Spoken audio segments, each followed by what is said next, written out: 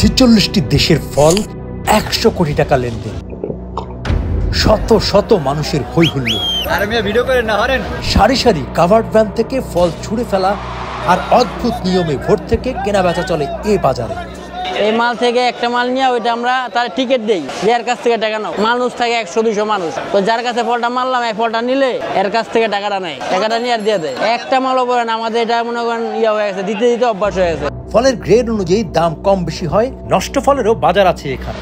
যে মালগুলো নষ্ট হয়ে যায় এগুলো অকশন বলে আর কি, মানে কম দামে বিক্রি করে দেয়, দাম উঠায় নিলামে দাম উঠায়, যেমন 500, 600, 700, যে বেশি বলে তারে দিয়ে দেয়। নষ্ট ফলগুলা খুচরা ব্যানে নিয়ে দোকানদারি করে, ওরা ওদের থেকে কমে বিক্রি করে ফেলা। যেগুলো বিক্রি করা যায় না ওগুলো দেখা গেছে বুড়িগঙ্গায় বাসায় দেয়। আমদানি করা ফল দেশে ঢুকলেই চলে আসে এখান থেকেই সারা দেশে ফল সরবরাহ হয়। সেই বাদামতলী থেকে পুরো বাংলাদেশে সেল হয়। প্রতিদিন সকাল 5টা থেকে শুরু হয়, একদম সন্ধ্যা 6টা 8টা পর্যন্ত দোকান খোলা থাকে, এত বাজার চলে। রাজধানীর প্রধান আড়তগুলোর মধ্যে বাদামতলী অন্যতম। ব্রিটিশ আমল থেকেই পাইকারি ব্যবসার জন্য পুরান ঢাকার শ্যামবাজার, মৌলভীবাজার বা ইমামগঞ্জের মতো বাদামতলীও প্রসিদ্ধ ছিল। তবে এই বাজারে ঠিক কবে থেকে পাইকারি ফল বেচাকেনা শুরু হয় তা সঠিকভাবে জানা যায়নি।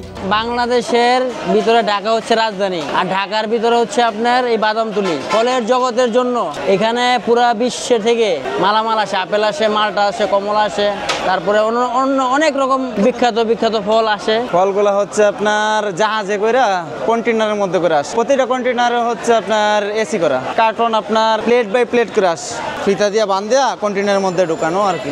এই ফলটা আসে আপনার সাউথ আফ্রিকা থেকে, ওইখান থেকে যেভাবে প্রসেসিং করে পাঠায় আমরা ঠিক ওইভাবেই পাই। আপনার জাহাজে আসতে 35 দিন সময় লাগে, 35 দিন পরে চিটাং বন্দর পোর্টে নামে, আমার পরে আমরা তারপর ওইখান থেকে কন্টেনারে করে বাদামতলীতে আসি। কিছুটা যখন সময় হয় আউটডোরে বোঝা যায়, যখন কাছাকাছি সময় আসে যে কতদিন পর এই জাহাজটা মানে পোর্টের মধ্যে বিরবি না। ওইখান থেকে আমরা কিনি না, তবে ওইখান থেকে যখন যে ইম্পোর্টারে নিয়ে আসে তারপর বাদামতলীর আপনার বড় যারা গাড়ি মাল আছে ওদের থেকে আমরা কিনি, আর ওরা ইম্পোর্টার থেকে কিনে।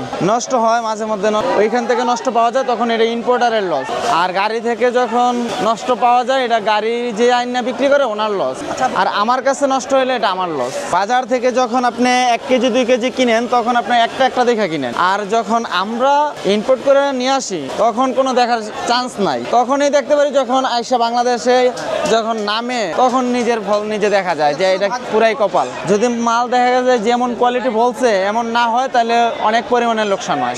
যেমন 1 কার্টন ফলের দাম এখন বর্তমান বাজারে 3000 টাকা, তখন এই ফলটা আইসা পরে 2000, 2200, 1800 এরকম আইসা পরে। দাম কম বেশি হয় যখন মার্কেটেও ফল কম থাকে তখন দামটা হঠাৎ বাইরে যায়, আর যখন ফলের আমদানি বেশি হয় তখন একটু কমে যায়। কারণ এরা একটা মাল কিনে আপনার মনে করেন 2000-3000 টাকা দিয়া, যদি এই মালটা না নিতে পারে তাহলে তো টাকাটা ফাও মারি যাবো।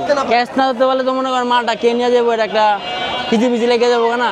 হ্যাঁ থাকে যেমনি মালটা ক্যাশ লইতে। ক্রিকেট প্লেয়াররা মনে করেন ফিক্কা মারলে বল মিস করে, কিন্তু এরা মনে করেন ফল মিস করে না, একদম ক্যাশ লয়ে ক্যাশ ধরতে হবে, নাহলে ফল পাইব না। ক্যাশ মিস করলে ফল শেষ, 3000 টাকার ফল শেষ না। এখানে আমাদের লোক থাকে না, 6-7 জন লোক নিচে থাকে। এখন আপনি একটা মাল লয়ে যাবেন গা, আমাদের 6-7টা লোক নিচে থাকে। আপনি হলেন আপনার টাকা লইব, আপনার মালটা দিয়ে আপনার টাকা লইব। ক্যাশ ধরা দেখার জন্য নিচে 6 জন লোক থাকে। বাদামতলীতে স্বপ্নের দেশ থেকে অনেক ফল আসে, সব মানুষই জানে সুইজারল্যান্ড হচ্ছে স্বপ্নের দেশ। অনেকের স্বপ্ন থাকে যে সুইজারল্যান্ড যাওয়ার জন্য, পৃথিবীর ছোট্ট একটা জান্নাত, ওইখান থেকে ফল আসে। আপেল আছে, কমলা আছে, দেখতে তো অনেক সুন্দর, খাইতে অনেক মজা। স্বপ্নের যে সুইজারল্যান্ড থেকে যে ফলগুলো আসে মজা এবং সুস্বাদু।